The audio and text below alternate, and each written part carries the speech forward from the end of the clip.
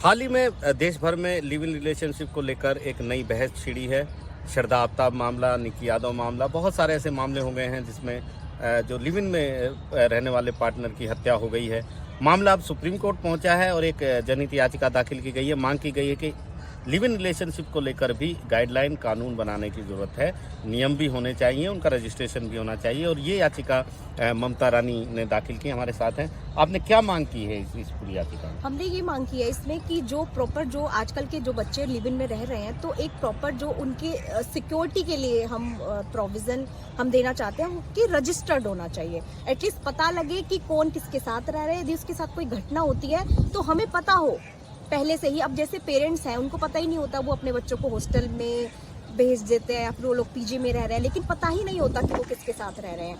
जैसे हम स्कूल में जाते हैं या फिर हॉस्टल में जब बच्चे अपने बच्चों को दाखिला कराते हैं तो एक प्रॉपर रजिस्ट्रेशन होता है। और देखिए, कोई भी इंस्टीट्यूशन हो, चाहे वो मैरिज हो, चाहे वो हॉस्टल हो, चाहे वो कॉलेज हो, हर इंस्टीट्यूशन में क्या होता है कि एक रजिस्ट्रेशन होता है। बिना रजिस्ट्रेशन के हम सुप्रीम कोर्ट में भी आए तो हमारा एक रजिस्ट्रेशन हुआ है। तो सेम वे कि जब लिव इन में हम रह रहे हैं, दो बच्चे साथ में रह रहे हैं, तो पता तो हो एटलीस्ट कौन किसके साथ रह रहा है। दूसरी चीज, सुप्रीम कोर्ट क्यों इसमें दखल दे? आपने क्या ऐसे आधार दिए हैं कि सुप्रीम कोर्ट इसमें दखल दे, और क्या दखल दे? क्योंकि इसमें सुप्रीम कोर्ट ही गाइडलाइन जारी कर सकता है। वो उसने सरकार को नोटिस भेजेगा और वो सरकार से को आदेश दे सकता है कि वो इसमें एक प्रॉपर गाइडलाइन बनाए। जो आज तक देखिए, जो भी जजमेंट आई है कि जैसे लिव इन रिलेशनशिप, पहले ये कहीं था ही नहीं इन सिनेरियो।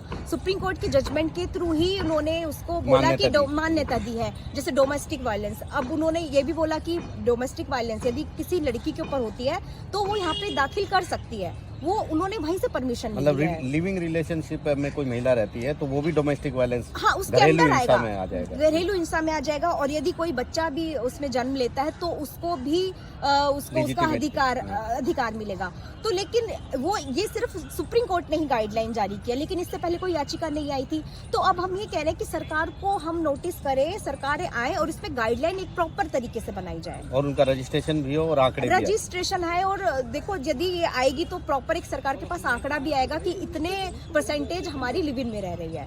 क्योंकि आजकल के बच्चों को प्राइवेसी चाहिए होती है, उनको इंटरफेरेंस ऑफ फैमिली का नहीं पसंद होता है। मैरिज में तो प्रॉपर एक रिस्पॉन्सिबिलिटी आ जाती है, लेकिन बच्चे आजकल स्वतंत्रता में जीना चाहते हैं, तो इसलिए वो लिव इन को अपना रहे हैं। लेकिन लिव इन को अपना रहे हैं, लेकिन उनके साथ कोई पीछे से घटना हो जाती है, पता ही नहीं चलता। ये मैटर तो वो है जो आपने नाम लिए, जो हमारे आए हैं, जो मीडिया में आए हैं, जिनके इतने बड़े लेवल पे, जैसे आप देख रहे होंगे अभी एक रिसेंटली महिला की मौत हो गई है, उसको जला के मार दिया गया है। वो 10 साल बाद उसकी हॉस्पिटल में मौत हो गई है, लेकिन 10 दिन बाद 10 दिन बाद उसकी मौत हो गई है। लेकिन वो उससे पहले तो हमें पता ही नहीं था कि वो लिव इन में भी रह रही थी। तो लेकिन एक पता होगा एटलीस्ट कि कौन किसके साथ लिव इन में रह रहा है। और इससे क्या होगा कि जो किसी का प्रीवियस कैरेक्टर भी पता लगेगा। लेकिन कुछ लोग तो देखो झूठ बोल कर भी रह रहे होते हैं कि यदि हम रजिस्ट्रेशन होगा तो हमें पता होगा कि ये प्रीवियस कितने लिव इन में रह चुका है। तो इसका बैकग्राउंड क्या है, बिल्कुल बैकग्राउंड क्या है, और उनके पेरेंट्स को। और देखो, इसमें कोई शर्म की बात नहीं है, हम चोरी छुपे नहीं रह रहे हैं। यदि सरकार ने उसको परमिट किया है, कोर्ट ने उसको परमिट किया है, परमिशन दी है, लिव इन कोई क्राइम नहीं है। लेकिन ये उनकी सेफ गार्ड के रूप में काम करेगा यदि एक प्रॉपर गाइडलाइन सरकार बना देती है। साफ तौर पर एक बड़ा मामला है जो सुप्रीम कोर्ट पहुंचा और इंतजार अब सुप्रीम कोर्ट में सुनवाई का रहेगा। नई दिल्ली से आशीष भार्गव, NDTV इंडिया।